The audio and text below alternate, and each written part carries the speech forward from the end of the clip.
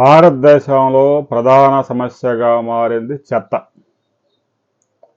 జనాభా పెరిగిపోతూ ఉన్నారు. ఇప్పటికే ప్రపంచంలో అత్యధిక జనాభా కలిగిన దేశం భారతదేశం. 146 కోట్లు దాటిపోయింది. ఇక జనాభా లెక్కలు కూడా మొదలయ్యాయి కాబట్టి మరో సంవత్సరంలో భారతదేశంలో ఎంత జనాభా ఉన్నారనేది స్పష్టంగా వస్తుంది. సగటున ప్రతి మనిషి ప్రతిరోజు 1200 గ్రాముల చెత్తనే ఉత్పత్తి చేస్తా ఉన్నారు.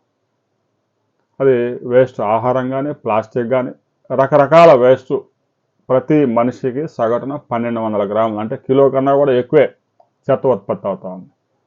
ఇలా దేశవ్యాప్తంగా లక్షలాది టన్నుల చెత్త పోగవుతా ఉంది. చెత్త నిర్వహణలో భారతదేశంలో భారత కేంద్ర ప్రభుత్వం కానీ రాష్ట్ర ప్రభుత్వాల నిర్వహణ చెత్తగా ఉంది.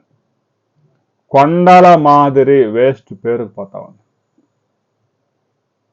40 సంవత్సరాల కిందట మీరు చూసుకుంటే ఉన్న కొండలు ఇప్పుడు అన్నీ తరిగిపోయి చిన్నగా అయిపోయి గుంతల్లో చేశారు. అంటే కొండలన్నీ తరిగిపోయి ఆ చిప్స్ రాయి మొత్తం తీసి ఇప్పుడు కనిపిస్తున్న కొండలు నగరాల సమీపంలో వేస్తున్న చెత్త డంపింగ్ యార్డుల్లో కొండలాగా పెరిగిపోతా ఉన్నాయి.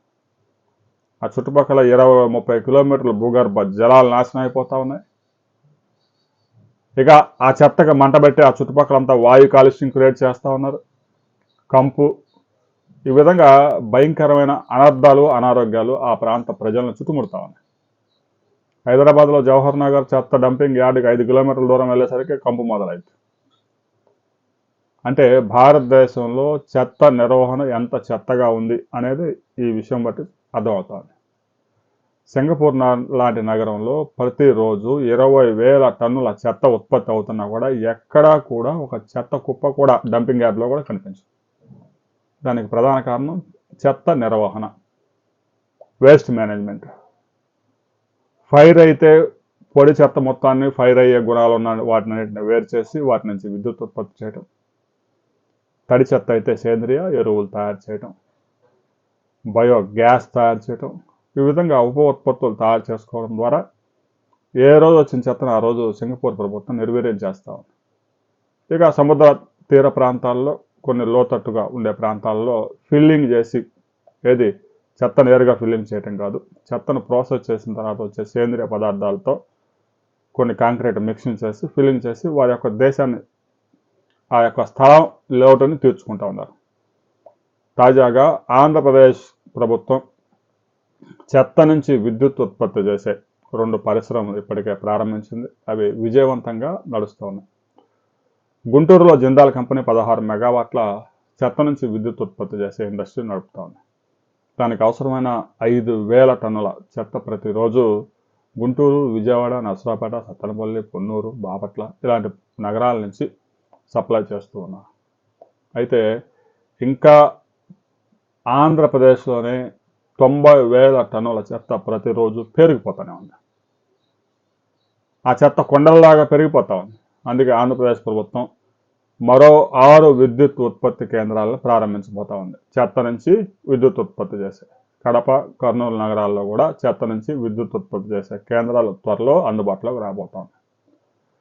ప్రతి నగరంలో ప్రతి 4-5 మున్సిపాలిటీల్లో చెత్త నుంచి విద్యుత్ ఉత్పత్తి చేసే కేంద్రాలు ఏర్పాటు చేయాలి. ఆ విద్యుత్తును కొంచెం అధిక ధరకు ప్రభుత్వం కొనుగోలు చేసినా వచ్చి నష్టం లేదు. చెత్తని డంపింగ్ కుప్పలుగా వేయడం వల్ల తీవ్రమైన అనారోగ్యాలు, ఆ ప్రాంతం అంతా కలుషితం అయిపోవడం, రోడ్డు పక్క ఎక్కడ పడితే అక్కడ చెత్తని డంపింగ్ వేసి నిప్పిపెట్టడం ప్రమాదాలకు కారణం కావడం, ఈ విధంగా చెత్త నిర్వహణలో భారతదేశం అన్ని రాష్ట్రాలు చూపుతున్న అశ్రద్ధ కారణంగా చెత్త దేశంగా తయారైంది.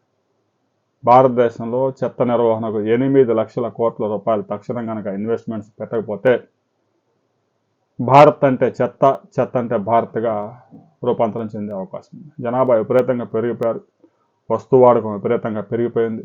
ప్రతిరోజు ఉత్పత్తి అయ్యే చెత్త కూడా కొండలు పెరిగిపోతాం.